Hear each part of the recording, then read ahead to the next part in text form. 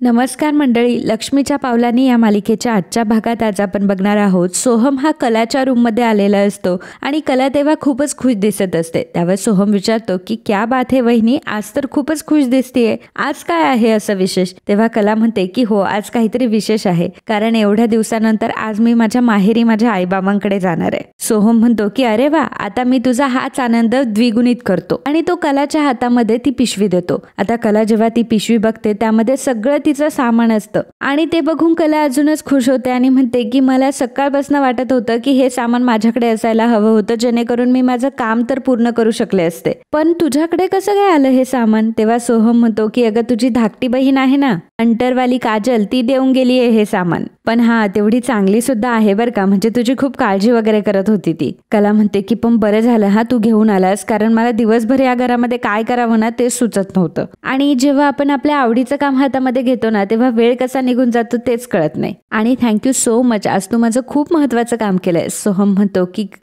म्हणतो की it's okay वहिनी, आता तू तुझं काम करत बस. कला जेव्हा तिच्या पिशवीतलं सामान बघत असते आणि त्यामध्ये सगळ्या गोष्टी असतात, तर ती म्हणते की चला आता सगळं सामान आलंय म्हटल्यावर उद्या 5 परतवणीला जाण्याच्या आधी मी रुखवत आता बनवूनच ठेवते. तर इकडे रोहिणी संगीताला कॉल करते आणि संगीताला ती म्हणते की काय मिसेस खरे, बऱ्या आहात ना तुम्ही? त्यावर संगीता म्हणते की काय झालं आत्याबाई, तुम्ही मला फोन केला, तिकडे सर्व काही ठीक तर आहे ना? रोहिणी म्हणते की हो, तिकडे सगळं ठीक आहे, परंतु आता तुम्ही तयारीला लागा, कारण तुमची मुलगी आणि तुमचा जावई उद्या तुमच्या घरी येत आहे 5 परतवणीसाठी. हे ऐकून संगीता खूप खुश होते आणि म्हणते की काय सांगताय काय आत्याबाई, तुम्ही लय भारी बातमी दिली आणि खरंच तुम्ही खूप छान आहात, पण हे सर्व कसं काय शक्य झालं, म्हणजे सरोज ताईंना तर? तेव्हा रोहिणी म्हणते की हो, सरोज ताई शेवटी काही बोलली तरी शेवटी आबांचंच घरामध्ये चालतं आणि आबांना वर्षानुवर्ष चालत आलेली त्यांची परंपरा मोडायची नव्हती, म्हणून त्यांनी कला आणि अद्वैतला तुमच्या घरी पाठवलंय. आणि शेवटी आईवडिलांना सुद्धा वाटत असताना की त्यांची मुलगी सुखात आनंदात तिकडे सासरी राहावी आणि तुम्ही अजिबात काळजी करू नका, हा मी आहे इकडे.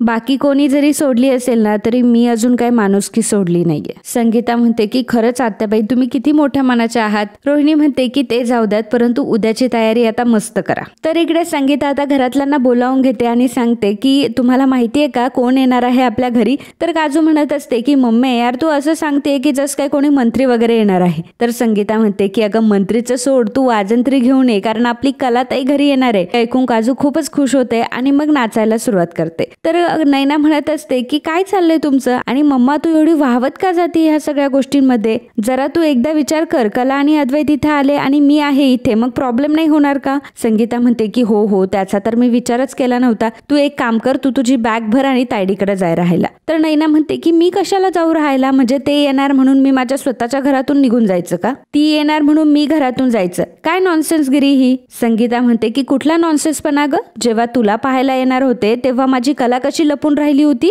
अगं, तुझ्यासाठी माझ्या कलेने तिची स्वतःची ओळख सुद्धा लपवली होती, विसरलीस का तू? काजू म्हणते की ए दिदे, हे स्वतःचा स्वार्थ बघणं जरा कमी कर हा, लय झालं स्वतःचं. तेव्हा नैना म्हणते की काजू तू शांत बसा. संगीता म्हणते की तू आधी शांत बस, लईच बोलायला लागलीस ग तू. अगं, तुला माहितीये का त्या कलेने काय केलंय? तिने आपल्या घरची इज्जत वाचवलीये. तू तर तोंड काळं करून पळून गेली होतीस ना. आता जास्त बोलू नकोस आणि मला बोलायला लावू सुद्धा नको. आता निमूटपणे बॅग भर आणि चालायला लागता आईडीकडे. नैनाला राग येतो. आता नैना तिथून निघून जाते. तर बाबा म्हणत असतात की अगं संगे जाऊ दे, परंतु आपला जावई आणि लेक पहिल्यांदा आपल्या घरी येत आहे, त्यामुळे आपल्याला तयारी तर करावीच लागेल. संगीता म्हणते की हो, आपल्या ह्या घरामध्ये तर आता जावई बापू पहिल्यांदाच येणार आहेत, तर आता कशी तयारी करायची तेच कळत नाहीये मला. काजू म्हणते की तुम्ही अजिबात काळजी करू नका, तयारी कशी करायची ते सगळं मी बघून घेते. तर रात्रीच्या जेवणाची वेळ झालेली असते. कला सर्वांना जेवण वाढत असते. रोहिणी म्हणते अरे वा कला, माहेरी जायचं म्हणून चेहरा खूप खुललाय ग तुझा. तर सरोज आता कलाला विचारते की अद्वैतचे ओट्स कुठे? तर कला सांग सॉरी सरोज मॅडम, काल रात्री मी ओट्स नाही भिजवले, कारण अद्वैत माझ्यासोबत माझ्या माहेरी येणार आहेत. तेव्हा सरोज विचारते की हे ठरवण्याचा अधिकार तुला कोणी दिला? आणि सगळ्यात पहिल्यांदा अद्वैतला अद्वैत नाही म्हणायचं, तो कोणी तुझा लागत नाहीये आणि अद्वैतच्या पुढे पुढे करायची काही गरज नाहीये, आणि जर त्याला हाक मारायची वेळ आलीच तर अहो अद्वैत साहेब असं म्हणायचं. आबा म्हणतात की सरोज कला सून आहे या घरातली आणि ती अद्वैतला अद्वैत साहेब का म्हणेल. रोहिणी म्हणते की सरोज वहिनी तुझ्या आणि रजनीच्या बाबतीत हे ठीक होतं, परंतु आता ते कला तिच्या नवऱ्याला अहो साहेब असं म्हणेल ते किती ऑकवर्ड वाटेल. सरोज म्हणते की रोहिणी तुला माहिती आहे की हे लग्न मला अजिबात मान्य नाहीये. रोहिणी म्हणते की तुला मान्य असो नाही तर नसो, परंतु शेवटी आता दोघांचं लग्न झालंय ना आणि अद्वैतला आता हे लग्न टिकवण्यासाठी एफर्ट सुद्धा घ्यावे लागणार आणि आता जावई बापू येणार म्हटल्यावर खऱ्यांनी तयारी सुद्धा खूप जोमाने सुरू केलेली असणार. आणि शेवटी सरोज वहिनी तुझ्या म्हणण्याने किंवा नाही म्हणण्याने काहीच होणार नाही, कारण अद्वैतचं जरी कलाशी लग्न झालं नसतं तरी 5 परतवणीसाठी त्याला खऱ्यांच्याच घरी जायचं होतं. तर इकडे संगीताने नैनाची बॅग भरून आणलेली असते आणि म्हणते की तुला बॅग भरायला सांगितली होती, तू भरली नाही, शेवटी मीच भरून आणली, तू आत्ताच्या आत्ता निघ बरं इथून. तेवढ्यातच तिथे मावशी देखील येते.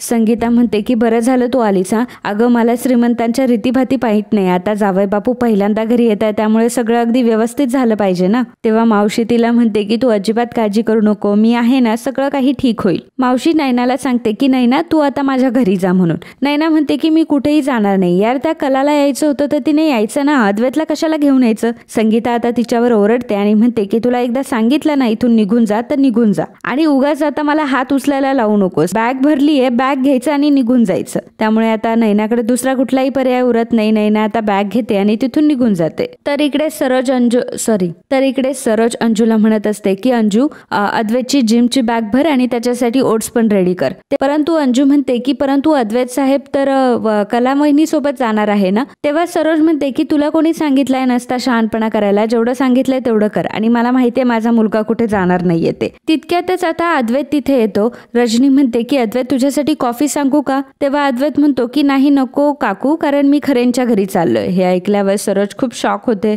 तर इकडे संगीता आणि मावशी बोलत असतात. संगीता खूप टेन्शन मध्ये येत असते की आता सगळं काम कसं करायचं. तितक्यातच सोहम तिथे येतो. संगीता जेव्हा सोहमला म्हणते की सोहमराव तुम्ही इथे, तुम्ही या ना, इथे बसा ना. सोहम म्हणतो की काळजी करू नका, आता तुमचं सगळं काम हलकं होणार आहे. तेव्हा काजू सांगते की सोहमला मीच बोलवलं इथे. परंतु संगीता म्हणते की का बरं बोलवलं सोहमला. तेव्हा काजू सांगते की सोहम आणि मी आम्ही दोघंही मिळून आता घराची साफसफाई करणार आहोत आणि सोहम देखील सांगतो की मी तुमची मदत करायला चालूय. त्यामुळे संगीताला आणि मावशीला आता बरं वाटतं. त्या त्यांच्या कामाला लागतात आणि काजू आणि सोहम दोघं मिळून सफाई करणार असतात. तर काजू म्हणते की चल भावा आता कुठून सुरुवात करायची. तेव्हा सोहम म्हणतो की बाकीचं सर्व ठीक आहे ग, परंतु हे भावा बर करणं आधी तू बंद कर बरं. तेव्हा काजू म्हणते की ठीक आहे रे मित्रा, चल आपण काम करूयात आता. तर इकडे आबा सरोजला म्हणत असतात की सरोज अद्वैतने त्याच्या सासूरवाडीला जाण्याचा निर्णय स्वतः घेतलाय, त्यामुळे तू आता काही म्हणू नाही शकत. कला आता मुद्दाम अद्वैतला म्हणते की अहो अद्वैत साहेब आता निघायचं का. तेव्हा अद्वैत म्हणतो की स्टॉप इट, हे काय आहे अद्वैत साहेब, मला नीट अद्वैत म्हण, नाहीतर काहीच म्हणू नकोस. मात्र सरोजचा चेहरा हा बघण्यासारखा झालेला असतो.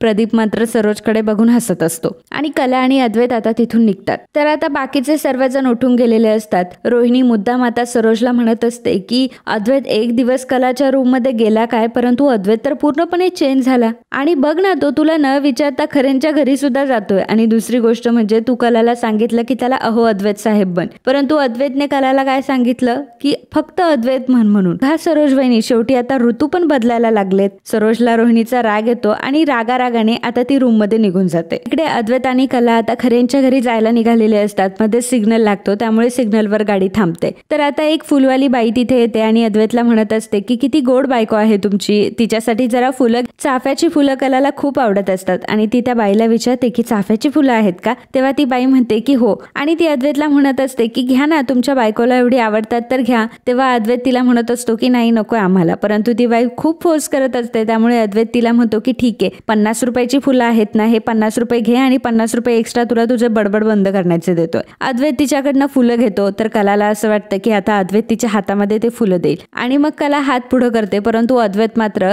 गाडीमध्ये ठेवलेला गणपती बाप्पाला सगळी फुलं वाहून देतो. त्यामुळे कला नाराज होऊन जाते. आणि मित्रांनो आजचा हा भाग इथंच संपतो. पुढील भागात आपल्याला बघायला मिळणार आहे. तर कला आणि अद्वैत आता दोघेही खऱ्यांच्या घरी आलेले असतात आणि संगीता त्यांचा औक्षण करत असते. आजूबाजूच्या बायका म्हणत असतात की आता पहिल्यांदा घरी आले म्हटल्यावर तुम्हाला नाव तर घ्यावं लागेल. तेव्हा अद्वैत नाव घेतो. लग्न मंडपात घरची मंडळी तिच्यावर जडली आणि कला खरे माझ्या गळ्यातच पडली. तर कला आता हटके उखाणा घेते आणि म्हणते की नाकावर राग आणि इगो घेऊन बाजूला उभे. माहित नाही अजून मला काय काय सहन करावं लागणार आहे, पण पुरून उरेल तुम्हाला ही कला, असं म्हटल्यावर अद्वैत आणि कला दोघंही एकमेकांकडे बघत असतात आणि रागाने बघत असतात. परंतु आजूबाजूचे लोक मात्र त्यांना फार हसत असतात आणि हे सगळं गमतीशीर घेत असतात. तर संगीतालाही खूप छान वाटत असतं. तर मित्रांनो, असेच मालिकांचे डेली अपडेट बघण्यासाठी आत्ताच आपल्या चॅनलला सबस्क्राईब करा आणि हा व्हिडिओ आवडला असेल तर व्हिडिओला लाईक आणि कमेंट करायला विसरू नका. धन्यवाद.